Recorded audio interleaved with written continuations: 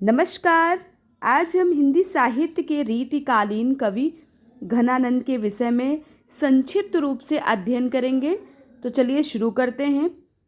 सबसे पहले आप लोग यह जान लीजिए कि कवि घनानंद रीतिकाल के रीति मुक्त काव्यधारा से आते हैं। तो इनके विषय में आगे पढ़ते हैं। शुक्ल जी इनके विषय में कहते हैं कि ये साक्षात रसमूर्ति और ब्रजभाषा काव्य के प्रधान स्तंभों में से हैं। इनका जन्म संवत 1746 के लगभग हुआ था और ये संवत 1796 में नादिर शाह के जो सैनिक थे उनके द्वारा ये मारे गए। ये जाति के कायस्थ और दिल्ली के बादशाह मोहम्मद शाह के मीर मुंशी थे। कहते हैं कि एक दिन दरबार में कुछ कुचक्रियों ने बादशाह से कहा कि मीर मुंशी साहब गाते बहुत अच्छा हैं। बादशाह ने इनसे गाने के लिए कहा। इन्होंने बहुत टाल मटोल किया। इस पर लोगों ने कहा कि ये ऐसे नहीं गाएंगे, यदि इनकी प्रेमिका सुजान नाम की वेश्या कहे तब गाएंगे। वेश्या दरबार में बुलाई गई।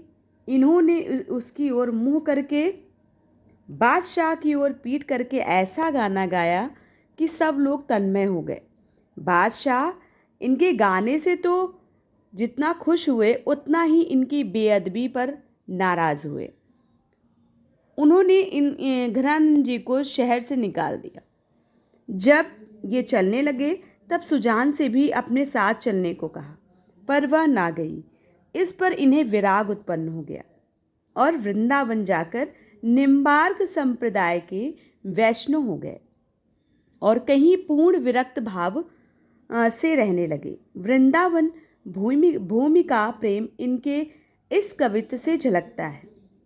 गुरनि बतायो राधा मोहन हु गायो सदा, सुखद सुहायो वृंदावन गाढ़े अद्भुत अभूत महिमंडन परे ते परे। जीवन को लाहु हा हा क्यों न ताहिरे लहिरे, आनंद को घन छायो रहत निरंतर ही, सरस सुदेशो पपीहापन बहिरे।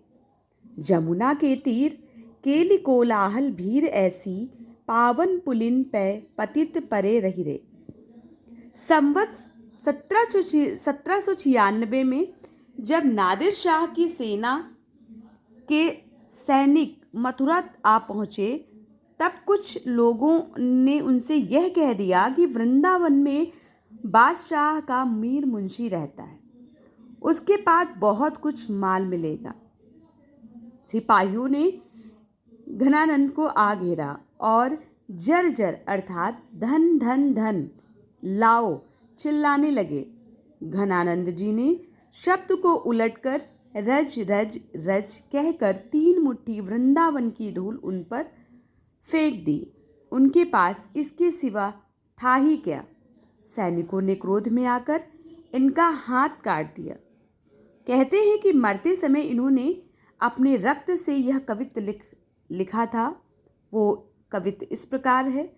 बहुत दिनान को अवधि आसपास परे, खरे अरबरन भरे हैं उठ जानी को, कही कही आवन छबीले मन भावन को, गही गही राखती ही दे दे सम्मान को, झूठी बतियानी को पत्यानी ते उदास हुए के, अब ना घिरत घन आनंद निदान को, अधर लगे हैं आन करी के पयान प्राण को, चाहत चलन ये संदेशो ले सुजान को। घनानंद जी के इतने ग्रंथों का पता लगता है जो कि इस प्रकार हैं। सुजान सागर, विरह लीला कोक सागर, रस केलीवल्ली, कृपाकंद। इसके अतिरिक्त इनके कवित्व सवयों के फुटकल संग्रह 150 से लेकर 425 कवित्व तक मिलते हैं। कृष्ण भक्ति संबंधी इनका एक बहुत बड़ा ग्रंथ छतरपुर के राज पुस्तकालय में है, जिसमें प्रिया प्रसाद, ब्रज व्यवहार, वियोग बेली, कृपाकंद निबंध, गिरिगाथा, भावना प्रकाश, गोकुल विनोद, धाम चमत्कार, कृष्ण कौमुदी, नाम माधुरी, वृंदावन मुद्रा, प्रेम पत्रिका, रस बसंत इत्यादि अनेक विषय वर्णित हैं। इनकी विरह लीला ब्रज भाषा में पर फारसी छंद में है। इनकी सी आपको स्मरण है कि मैं ये जो भी पढ़ रही हूँ संक्षिप्त रूप में, यह पुस्तक आचार्य रामचंद्र शुक्ल जी द्वारा रचित हिंदी साहित्य का इतिहास ग्रंथ है। तो घनानंद के विषय में शुक्ल जी कहते हैं कि इनकी सी विशुद्ध और सरस और शक्तिशाली ब्रज भाषा लिखने में और कोई समर्थ नहीं हुआ। विशुद्धता के साथ प्रौढ़ता और माधुर्य भी अपूर्व ही है। विप्रलंब श्रृंगार ही अधिकतर इन्होंने लिखा है। ये वियोग श्रृंगार के प्रधान मुक्तक कवि हैं। प्रेम की पीर ही को लेकर इनकी वाणी का प्रादुर्भाव हुआ। शुक्ल जी कहते हैं घनानंद के संबंध में, प्रेम मार्ग का ऐसा प्रवीण और धीर पथिक तथा जबादानी का ऐसा दावा रखने वाला ब्रज भाषा का दूसरा कवि नहीं हुआ। अतः इनके संबंध में निम्नलिखित उक्ति बहुत ही प्रसिद्ध है। नेहि महा ब्रज भाषा प्रवीण और सुंदरताहु के भेद को जाने, योग वियोग की रीति में कोविद भावना भेद स्वरूप को ठाने। चाह के रंग में भीजो हियो बिछुरे मिले प्रीतम शांति न माने। भाषा प्रवीण सुछंद सदा रहे, सो घन जू के कवित्त बखाने। इन्होंने अपनी कविताओं में बराबर सुजान को संबोधन किया है, जो श्रृंगार में नायक के लिए और भक्ति भाव में भगवान कृष्ण के लिए प्रयुक्त मानना चाहिए। कहते हैं कि इन्हें अपने पूर्व प्रेयसी सुजान का नाम इतना प्रिय था कि विरक्त होने पर भी इन्होंने उसे नहीं छोड़ा। यद्यपि अपने पिछले जीवन में घनानंद विरक्त भक्त के रूप में वृंदावन जा रहे, पर इनकी अधिकांश कविता भक्तिभाव की कोटि में नहीं आएगी, श्रृंगार ही कही जाएगी। लौकिक प्रेम की दीक्षा पाकर ही ये पीछे भगवत प्रेम में लीन हुए। कविता इनकी भावपक्ष प्रधान है। कोरे विभावपक्ष का चित्रण इनमें कम मिलता है। जहाँ रूप छटा का वर्णन इन्होंने किया भी है, वहाँ उसके प्रभाव का ही वर्णन मुख्य है। इनकी वाणी की प्रवृत्ति अंतर्वृत्ति निरूपण की ओर ही विशेष रहने के कारण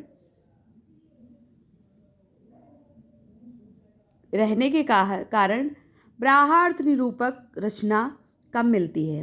होली के उत्सव मार्ग में नायक नायिका की भेंट, उनकी रमणीय चेष्टाओं आदि के वर्णन के रूप में ही वह पाई जाती है। संयोग का भी कहीं कहीं बाह्य पक्ष वर्णन मिलता है, पर उसमें भी प्रधानता बाहरी व्यापारों की चेष्टाओं की नहीं है, हृदय के उल्लास और लीनता की ही है। प्रेम दशा की व्यंजना ही इनका अपना क्षेत्र है। प्रेम की गूढ़ अंतर्दशा का उद्घाटन जैसा घनानंद में है, वैसा हिंदी के अन्य श्रृंगारी कवियों में नहीं। इस दिशा का पहला स्वरूप है हृदय या प्रेम का आधिपत्य और बुद्धि का अधीन पद। जैसा कि घनानंद ने कहा है, रीज सुजान सची पटरानी, बची बुद्धि वापुरी होए करिदासी। प्रेमियों की मनोवृत्ति इस प्रकार की होती है कि वे प्रेम की कोई साधारण चेष्टा भी देखकर उसका अपनी ओर झुकाव मान लेते हैं या मान लिया करते हैं और फूले फिरते हैं, या यूँ कहें कि वो प्रेम सामने वाला सत्य है प्रेम या असत्य है, बस थोड़ी सी भी इनको हाव भाव मिलते हैं तो उसी में ये फूले नहीं समाते हैं और उसी को ये प्रेम मान बैठते हैं।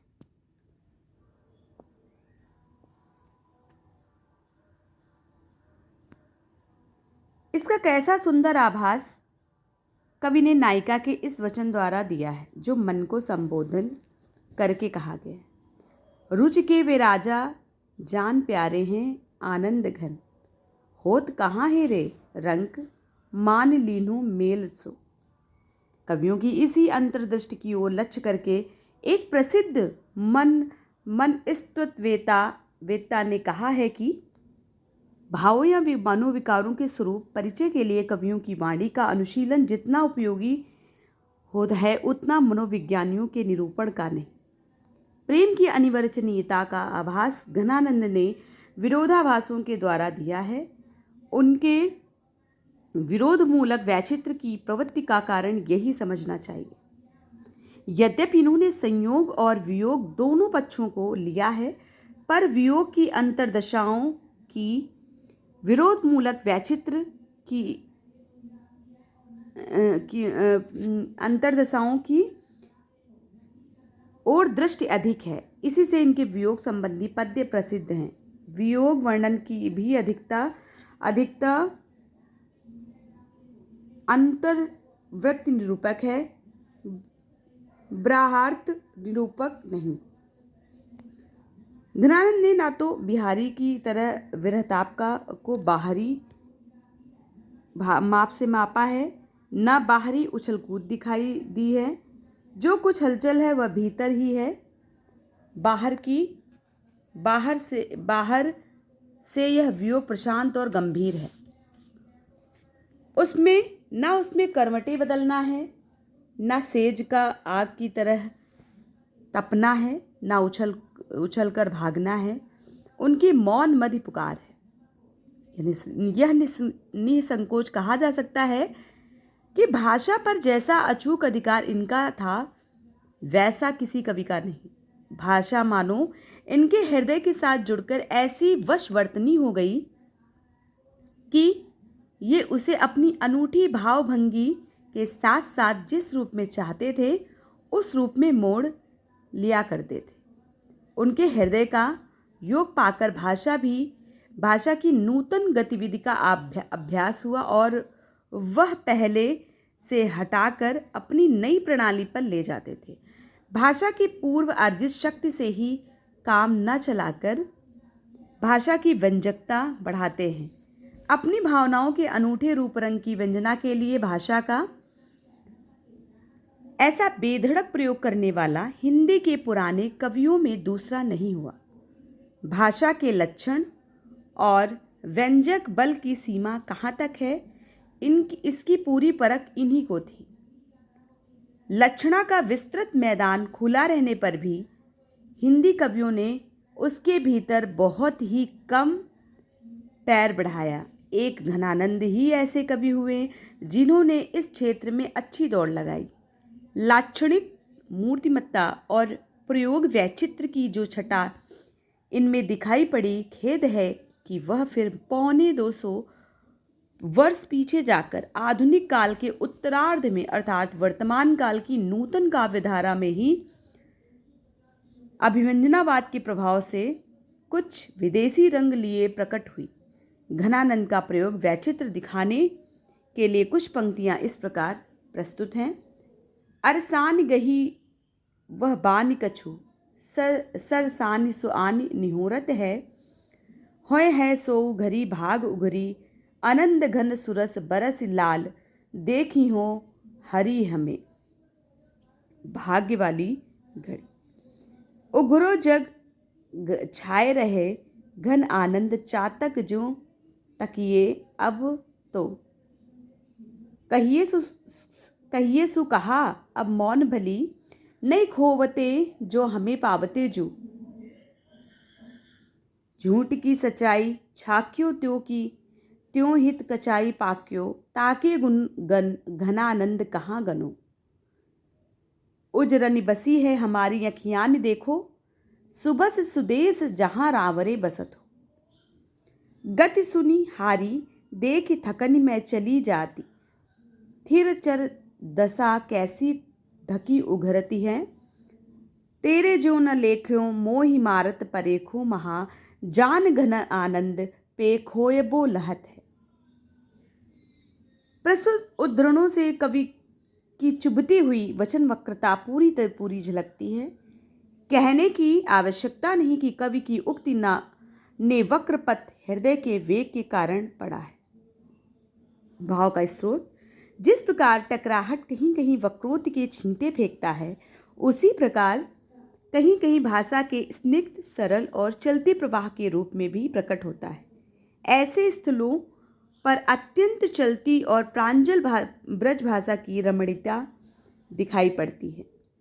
कान परे बहुतायत में एक लैन की वेदन जानो कहाँ तुम हो मनमोहन मोह मोहे कहूँ न बिथा विम नैन की मानो कहाँ तुम बौरे वियोगिन आप सुजान होए हाय कछु उर आनो कहाँ तुम आरतिवंत पपीहन को घन आनंद जो पहचानो कहाँ तुम कारी कूर कोकिला कहाँ को बैर काढ़तिरी कू की अबही करे जो किन कोरी रे पैण परे पापी ये कलापी निसी ध्यों से ज्यों ही चातक रे घातक हुए तुहू कान फोरी ले आनंद के घन प्राण जीवन सुजान बिना जान के अकेली सब घरों दल जोरी ले जो लो करे आवन विनोद बरसावन वे तो लो रे डरारे बज मरे घप घोरी ले। इस प्रकार की सरल रचनाओं में कहीं कहीं नाद व्यंजना भी बड़ी अनूठी है। एक उदाहरण इस प्रकार प्रस्तुत है। ए रे बीर पौन तेरो सबे और गौन वारी तो सो और कौन मने धर को ही बानी दे जगत के प्राण ओछे बड़े को समान घन आनंद निधान सुखदान दुखियानि दे जान उजियारे गुण भारे अति मोहि प्यारे अब होए अमोही बैठे पीठ पहचानी दे बिरह बिथा की मूरी आँखिन में राखो पूरी धूर तिन पायन की हा नय कुआनी दे। ऊपर के कविता के दूसरे चरण में आए हुए आनंद निधान सुखदान दुखियानि दे में मृदंग की ध्वनि का बड़ा ही सुंदर अनुकरण है। उक्ति अर्थ गर्भत्व की भी घनानंद का स्वतंत्र और स्वावलंबी होता है। बिहारी के समान साहित्य की रूढ़ियों जैसे कि नायिका भेद पर आश्रित नहीं रहता। उक्तियों की सांगोपांग योजना या अन्विति इनकी निराली होती है। कुछ उदाहरण इस प्रकार प्रस्तुत हैं। पूर्ण प्रेम को मंत्र महापन जा मदि सोदि सुरारी है लेखो ताही के चारु चरित्र विचित्र निर्योपचिकै रचि राखि विसेख्यो ऐसो हियो हित पत्र पवित्र जो आन कथा नहु कहु अब रेख्यो सो घन आनंद जान अजान लौटूक कियो पर बाँचि न देखियो आना कानी आरसी निहारिबो करे गो कौलो कहा मोचकित दशा त्यों न दीठ डोली हैं मौन हूँ सो देखी हूँ कि तेन पन पाली हूँ जो कूक भरी मूकता बुलाए आप बोली हैं जान घन आनंद यो मोहि तुम्हें पैज परी जानिएगी टेक टरे कौन धो मलोली हैं रुई दिए रहोगे कहाँ लो बहराए वे की कबहूँ तो मेरी ये पुकार कान खोली है अंतर में वासी पे प्रवासी कैसो अंतर है मेरी न सुनत दया आप नियो का कहो ना कहो आप नियो ना कहो लोचन ननितारे हुए सुझायो सब सूझी नाही